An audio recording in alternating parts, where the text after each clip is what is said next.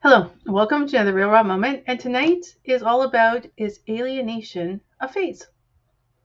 Before we get into it, let's get into what I'm not. I'm not a doctor, lawyer, therapist, or any other accredited body that can be used in your case. I'm simply a two-time alienated parent, been through the court system for a long, long time, and I'm very familiar with narcissistic abuse and coercive control and all other things around PA. As the internet likes to say, this is for information and or educational purposes only, and I agree with the internet. I do these videos to get thoughts going, to talk, get debate going. If you don't agree with me, comment below. If you agree with me, comment below.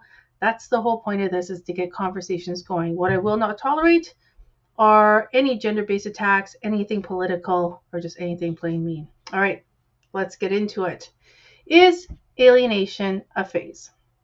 Well, where did this topic come from? Tonight, it came from a series I'm doing called Chat with Nat, which is about my personal experiences in alienation. And one of the things that came out of it was the frustration with the court system and what it states about our children and alienation. Often, what we will hear from a judge, in particular with children that are the age 11, 12, it gets younger all the time, the age of 11 or 12, where they have their own minds. Often what will be said is that these children are in a phase of not wanting to talk to the other parent, as if it is a tantrum, as if it is a normal part of young adult, preteen, teenage development.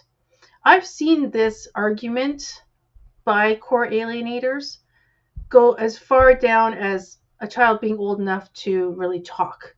I've seen it go down as low as the age of 3, because 3-year-olds know exactly what they're doing, right? Don't they? Right. I know. It's ridiculous. It's ridiculous. If you're an alienated parent and you're hearing this, you're like, oh, yeah, that's stupid, Natalie. If you're a non-alienated parent, you'd be like, well, that's ridiculous. But yet here we are. Here we are, having our alienated children be framed out as, well, it's a phase that they don't want to talk to mom. It's a phase they want to talk to dad. Now, let me clear something up here. Teenagers in particular, but children in general, especially in this world where they have access to so much opinion through social media and through technology, that the phases that our children go through are different than what my generation, or even I don't know what I'm Gen. What am I? Gen X, probably Gen X. What other generations have gone through? It's a whole different ball game. Parenting's a whole different ball game in this day and age. Let's be honest. Alienation or not, it's a whole different ball game. When our children go through phases, and they do, whether it be a toddler saying no, whether it be a school-age child below the age of 10 deciding that they don't like something to eat, or they're just not going to dress a certain way anymore, they're just putting their foot down, to the teenager who's testing the boundaries of what they can get away with on their phones, to preteens, to teenagers, and I'm talking about age 14, 15, 16 and beyond, who simply have decided that they know better. All of those phases I just talked about are actually very normal things for a parent to experience, right? What are they all about? They're all about testing boundaries with the parent. And if you're in a two-parent, cohesive, together home, generally, we would hope, but generally it can be assumed that parents are going to work together to manage that phase. They're going to see it for what it is: frustrating, maddening, exhausting, solvable. That's why it's called a phase, right? Because it fades out. It ends like a phase of the moon. It ends. That's the whole reason it's called that. I'm harping on this for a reason. Bear with me. As always, these are my real raw moments. I may go off on a rabbit trail too, but I always have a point at the end, so stick with it. If we're together, co-parent, even co-parenting, I just said it, so let me bring co-parenting into it. Even as co-parents, one child is struggling in school, or has decided to start, not wearing their school uniform, or suddenly they hate soccer when they've been playing since they're the age of 2, or the toddler that just says, no, I don't want to talk to mommy ever again, or the school-age child that says, oh, I hate being at mom or dad's because they're mean. Well, that generally means they're mean like they won't let me play on my Xbox until midnight, or they're mean because they have boundaries and rules. Children have phases. They rebel. They will go through phases, especially teenagers. I think we all know a teenager will go through a phase where they don't like one or the other parent so much, and possibly both parents at the same time. This is all very usual behavior. What is different in alienation is that excuse, that very common psychological, sociological, I'm trying to think of all the right words here. I don't have a degree in psychology, so, bear with. They're normal. But what happens in alienation is that an alienator, core alienator, or even the people around, the supporting cast, will lock onto that and use that as an excuse, as though it's the child's fault that alienation is happening. And in fact, they'll use that as the diving board, the platform, to run down the freeway into full alienation. So let me bring it back to the initial question, is alienation a phase? Tying into everything that I just said, what I see core alienators doing, and I've experienced it myself, is the boy or girl, and I've seen as young as 3, and I've seen kids withheld who say, no, I don't want to see dad, or no, I don't want to see mom, because they're toddlers. They don't even know, right? All through all the phases I've talked about, I've seen this happen where a child will have basically a tantrum of some sort. A tantrum doesn't always mean stomping my feet and I don't, buckling down, I'm not going to eat my peas. Tantrums can be long and quiet.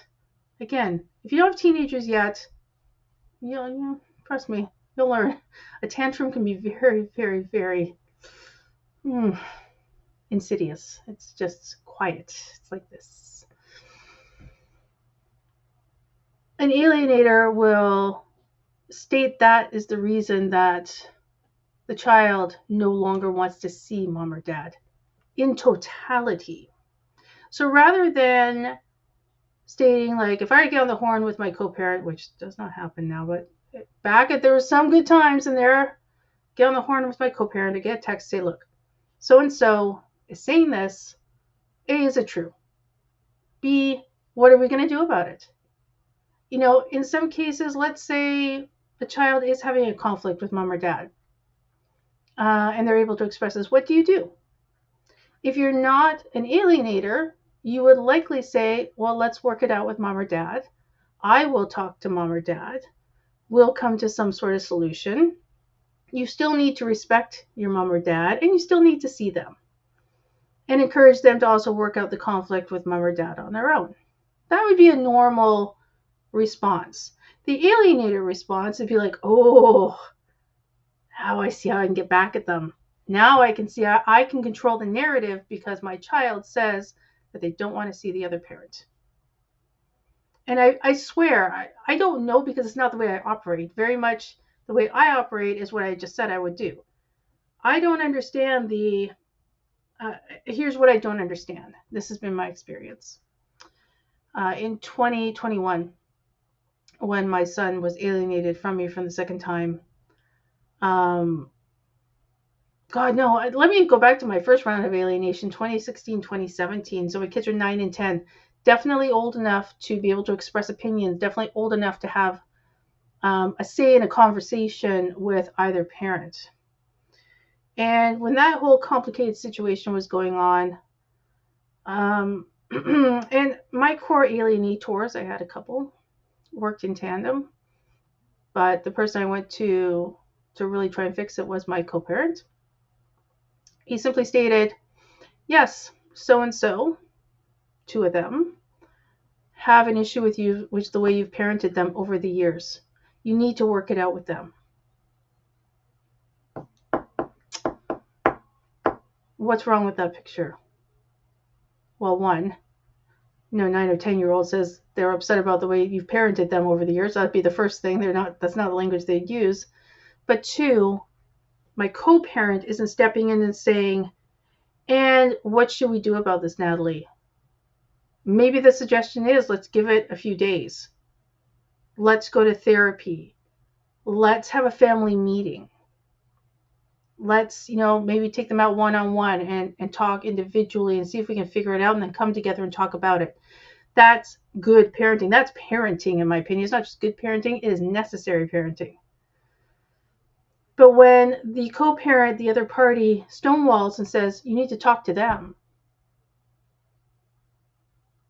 that is not okay. I don't know how better to say it. Like, it's not okay. Of course, it's not okay. But this is where alienation happens. And what does it do? It reinforces the child's behavior, right? It's not getting them to do the right thing or whatever your co-parenting process has been or parenting process has been. It's showing them like, yeah, you're mad at mom, you're mad at dad. No, of course you don't have to see them. Essentially validating, no, you don't need to work it out. And in fact, this is something and someone you need to be protected from. That's alienation. Alienation is not only the denigration of one parent against the other. That is the traditional one-line Webster's dictionary definition. I have to actually look it up in the dictionary and see what it says. It's far more complex than that. And I think we miss these nuances of how it happens and how quickly it can happen.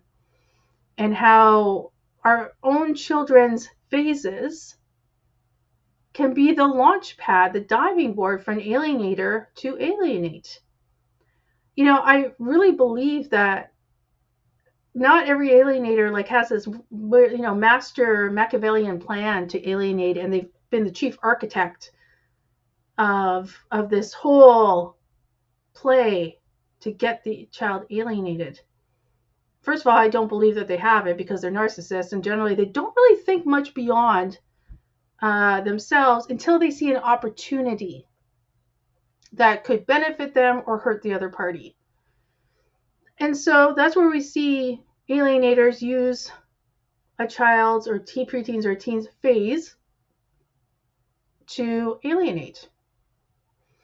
So bringing it back again to the question, is alienation a phase? This is my point, because the alienator is saying it's a phase, as though it's all going to work out, as though, so-and-so doesn't want to see you, mom or dad, right now, and that's it. That's all they say. Without the back end, though, of let's figure it out. Let's give it a day and then let's talk about it, or any of the other solutions that I've mentioned. That's the difference between a co-parent and an alienator. An alienator will look at it and go yeah, got an opportunity to hurt her or him, and I'm going to use my child to do it. And I firmly believe that this plot just bubbles up from this opportunity. In the parents that I coach and the research I've done and people I've talked to, I would say that this scenario where a child was angry with the other parent and decided to have a tantrum of some proportion, and again, 3-year-old stomping their feet, but a teen saying that mom's mean or dad's mean because they have boundaries and rules, I'd say 75% of each case that I come across has these hallmarks. This is actually how it started. And it happens so quickly because the alienator just jumps on it and says, yep, well, here's the opportunity to prove that the other party is a bad parent, that they are not worthy. In my case, that I should never have had my children in the first place, but that's a long story for another day. Alienation is not a phase. If you're facing alienation and you're watching this video and you're hearing me, I want you to just hear this really, really clearly. If your child is going over to the other parent's house and not coming back, and your ex is saying, oh, it's a phase, they're just angry at you right now, let's give them some space, do not do that. Do not do that. I made that error in some proportion, and I've seen it happen time and time again, and it works against the targeted and alienated parent. There's so much more I want to say, but I'm going to leave it there. Again, remember, alienation is not a phase. Agree, disagree, comment, stories. I want to hear it all. Please, please, please comment below.